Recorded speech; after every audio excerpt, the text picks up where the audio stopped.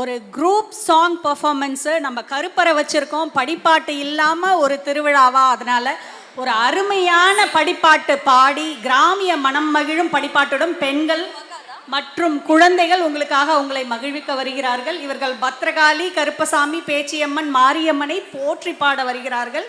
கிண்கிணி கிணிகிணுக்க, சலங்கை சலசலக்க, கூப்பிட்ட குரலுக்கு ஓடி வருவாள் மாரியம்மாள். இதோ group song performance. Thank you.